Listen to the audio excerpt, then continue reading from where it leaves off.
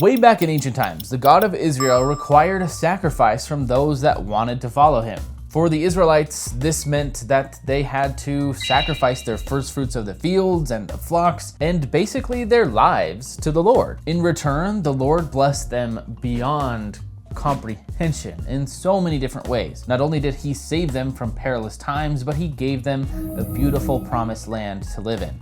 In our day, the sacrifice the Lord asks us to give is no different. Although there is no altar in which we offer sacrifices of the shedding of blood, and we don't sacrifice the first fruits of our fields, we are asked to sacrifice something that is similar but a little bit different that matches more with our day, which is tithing. We are asked to sacrifice our increase, 10%, to the Lord. Tithing was actually a commandment set forth way back in the time of the Old Testament. So that was something that they even had to sacrifice too. Tithing is something that not only did the Lord ask of his people anciently, but he also asks of those who want to follow him today. It's the same commandment, to pay 10% of your increase. But if we want to understand why tithing exists at all, we have to look anciently back in the Old Testament to truly understand where tithing comes from and what God's purpose is for tithing, which might feel a little hidden. Opening up our Old Testaments, we find in Malachi chapter 3 and verse 10, the Lord is telling us exactly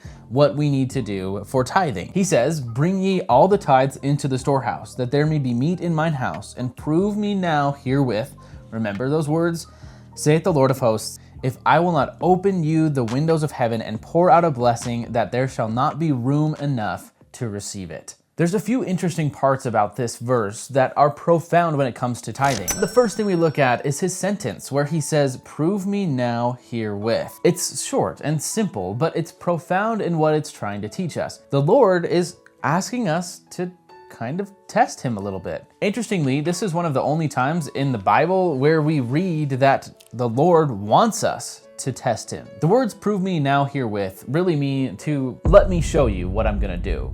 Do what I say and just see what happens. And those are profound words coming from an omnipotent and omniscient creator. The Lord knows that he has the power to bless us, to give us all that he has.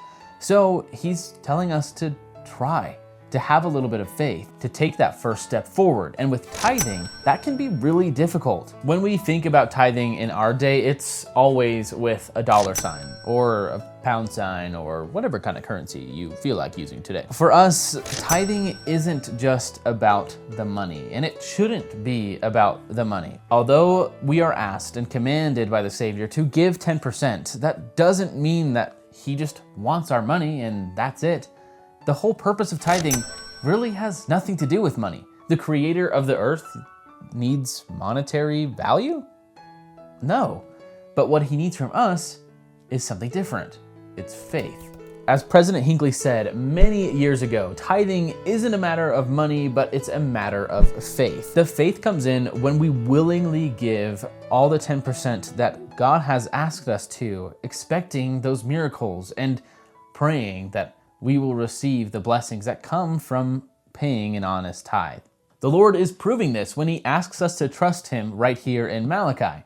And he goes further than that after saying that, saying, "You can see the miracles that come from this blessing if I will not open the windows of heaven and pour out a blessing, that there shall be not room enough to receive it." He's saying, test me. Give me the 10% and just wait to see the miracle unfold.